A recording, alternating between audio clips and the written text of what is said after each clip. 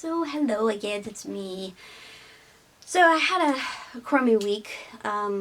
First week, Sunday, I had a kind of a fight online with some people over kind of a theological disagreement. And Monday, I almost got assaulted by some weirdo on Halloween. Luckily, my boss was there, and I'm more bummed about this thing that happened Sunday than I am about that. But I'll get to that in a moment. But so Sunday, we had a theological discussion. I am one of those people who is not trustworthy of televangelists. There's a strong reason for that, because usually they end up wanting people money and give people false hope, and they twist and misconstrue scriptures, and some of them, I believe, don't have much of an education behind their theology. There's some I'm okay with, but majority of them I'm like, eh. So the church I was attending, sadly, kind of always followed those kinds of people, and that was their curriculum, and I'm not really a big fan of that. I rather them have their own curriculum. And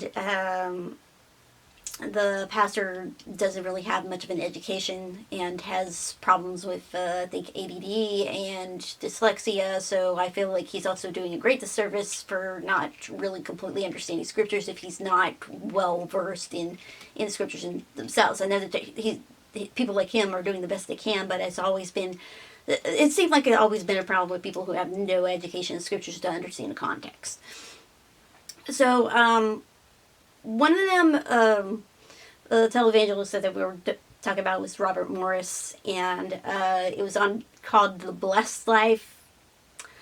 And I'm like, well, this just sounds like the prosperity gospel. And I'm like, a few months ago, the pastor was saying, hey, we don't believe in the prosperity gospel. It's not true. And I agree with that, is because it gives people false hope, and putting God in a way is, what can I get out of this relationship? And it just cheapens what the gospel is meant to be. And I also believe that you should be giving generously. So Robert Morris, the Blessed Life series basically is about, hey, you guys need to give 10% or you're robbing God, guilt tripping people into giving offering.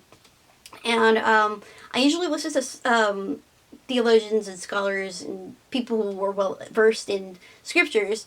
And one of them was a guy named Chris Roseborough from Fighting for the Faith. He's a Lutheran pastor. I do have some opinions of Lutheranism, mostly because its founder was anti-Semitic, so I really have a beef with that actually.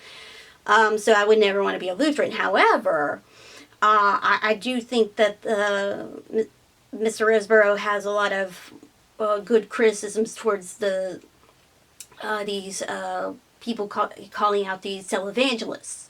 I don't think it's, jealousy or any sort of arrogance or anything like that, because he's, educated in the scriptures. But yeah, it's okay to mock people who are kind of practicing false doctrine in some ways. So my reasoning for why I am irritated by this is mostly because but I think maybe a month or two ago, I posted a post about, a pastor, kind of making me feel guilty and guilt tripping the people not giving a whole lot in the offering. Some people give online, which somebody made mention of that, and I was like, oh, you got a good point on that. So it may not reflect how much is given in the offering in person. So, I just didn't like the feeling I felt of feeling shame and guilt and stuff like that. And I think, Jesus said to get the shame off you and we're free from the law. I think a lot of it also, if I had to make a comment, what led me to this church was because they had a daughter church in town where I could just drive there, and I was trying to transition from another church that I didn't agree with the pastor saying, God doesn't care about your feelings. and just the way it was said, it just didn't seem theologically correct, and it doesn't seem like it's to comfort your laity. And they didn't really have much of a singles ministry or much of a life groups that I really clicked with anymore. So I just started transitioning over there, and I felt kind of resentful for being ministry for the tech crew in the back anyway. So I was transitioning to the current church that, now I'm gone from. I'm not a big fan of, like I said, not a big fan of televangelists, but I will give them credit where credit is due. They're very tech savvy, and they do have a lot of friendly, welcoming people there. And I made a lot of friends there, especially when my lowest point of depression, when my friends moved away, and they were a big help to me. But the problem was that after a month, I kind of assumed that was the reason why they chose Robert Morris, despite the fact that the other pastor a couple months ago, that pastor said, hey, we don't believe in prosperity gospel, but yet you're going to use Robert Morris to say, hey, you need to get 10% or else you're robbing God. And if you do give 10%, you'll get blessed. And I'm like, this is the prosperity gospel, dude. Like what are you doing?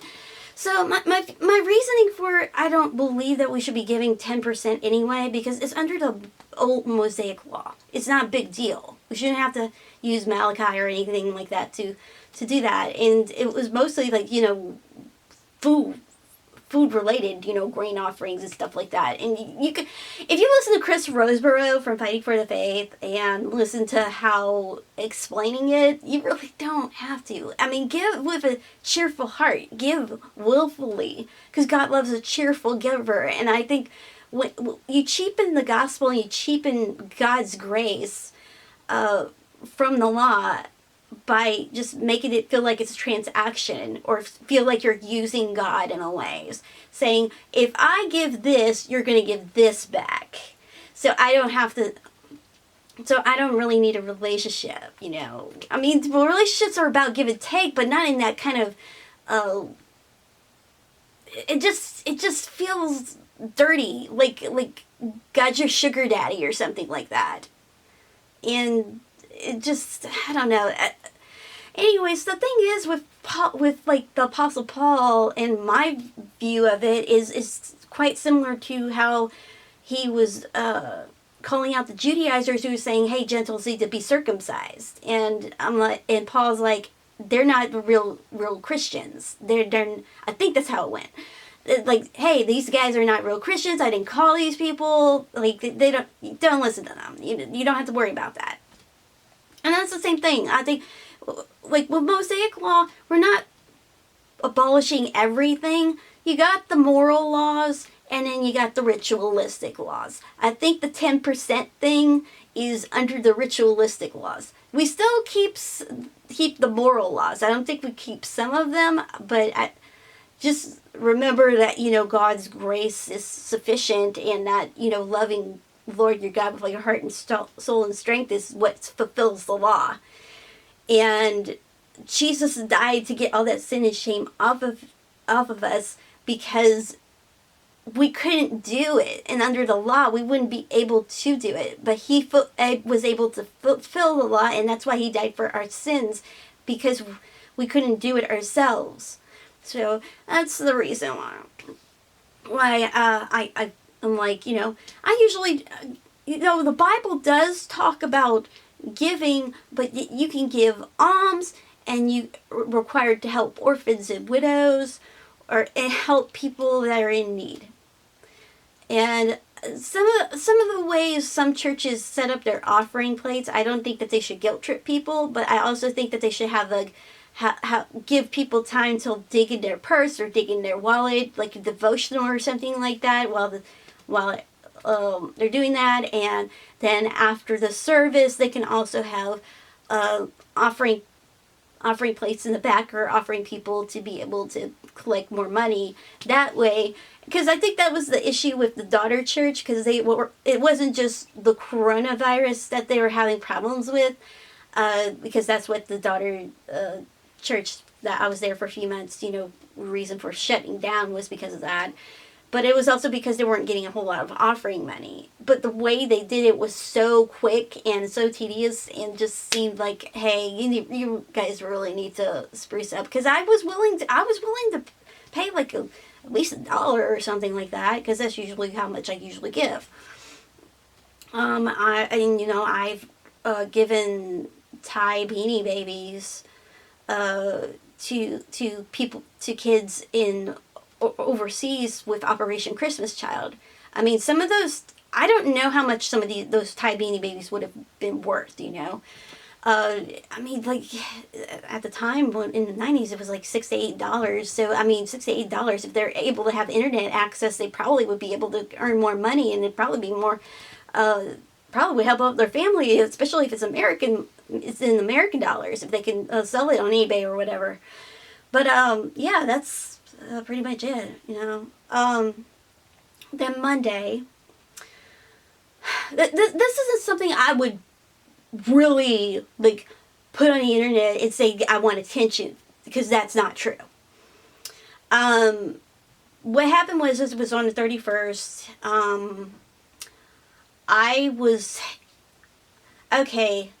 this is square, but there's one opening.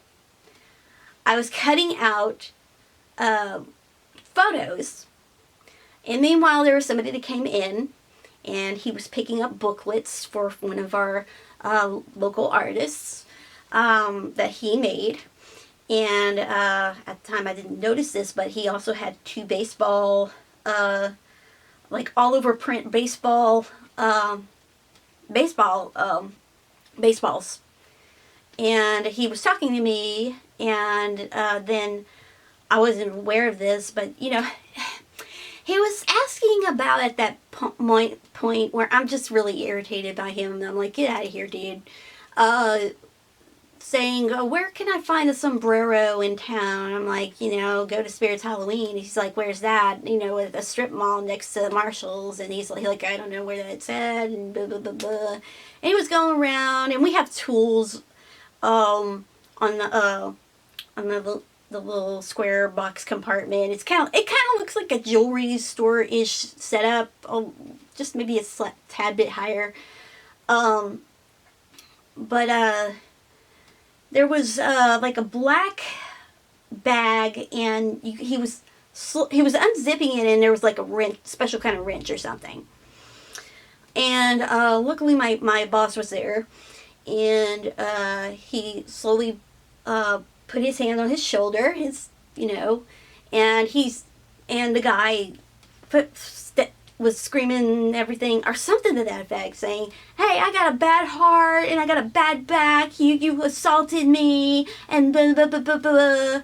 Because here's the thing was, is the fact that he zipped it, unzipped it, I believe that's how it went.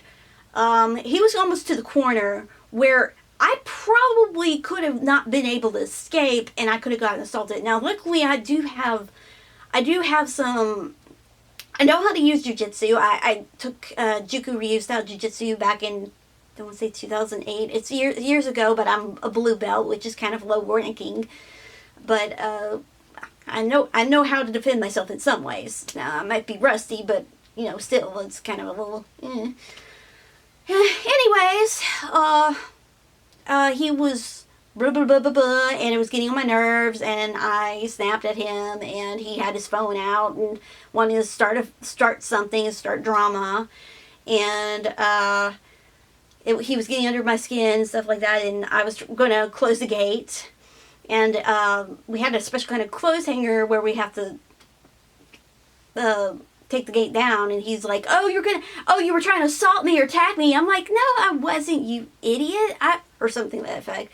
I'm trying to pull the gate down, and he's just filming it and everything like that. And meanwhile, my boss is, I think, getting the security in the building to come down. Then eventually the guy stormed off, and then the security people came, and I don't think they were much help. I hope the guy got arrested, but I was more bummed from what happened Sunday than I was Monday. It was just a terrible week because I was very depressed, and I hated to, walk away from a theological disagreement, because a lot of this happened online, because I showed Chris Burrows Fighting for the Faith and his commentary on the blessed life, and some people didn't like what I had to say, and I felt like there's times where I can't be myself, or I can't talk because people are just about very practical, practical things, because everybody's married with kids. I'm more a stickler for how the scriptures are saying. If you believe that we should give 10%, and if you feel in your heart that that person should give 10%, cool with you. I ain't gonna knock you if you still believe that we should give 10%, but don't put that on nobody else, And the lady was saying, well, I feel intimidated. Like I feel like I'm a little intimidating when it comes to my intellect. And I'm all like, well, I prefer listening to these guys, these theologians and scholars, than a manipulative televangelist. And she goes about and she does the same thing to me, saying, oh, you're calling us unintelligent or something to that effect is degrading, or something like that. And I'm like, no, I was like, you know what, goodbye. So I just upped and left that group, and been depressed about that ever since. Eventually, a couple days later, the lady apologized for saying such a thing, because she wished we could have just debated and had a theological argument as to why this is right or this is wrong or whatever, and our opinion on it. Because I feel like I'm too intellectually intimidating sometimes, which sometimes makes me feel alone and by myself, and there's things I don't agree with that most people aren't logically able to convince me of their arguments, but being manipulative and guilt tripping, and I don't respond well to that, and that hurt me deeply, So I went to another church, and it was a really bad timing. And I personally didn't like the place, but it was at the time there was their pastor was retiring and they're transitioning, so I might go back next Sunday and see if I like it.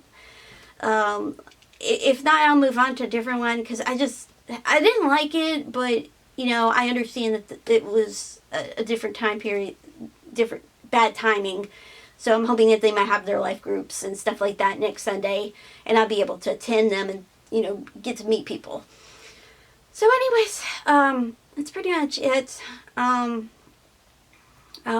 can comment, subscribe, give commentary if you want. I mean, it's vlogging, but whatever. I'm glad you listened to it. I'm glad you listened to me. Because most people don't. So, just check. I guess shout out to Christopher Risborough. I don't believe in everything he says, or take everything to heart with him. I will listen to Dr. Michael Heiser, but whatever. Anyways, bye.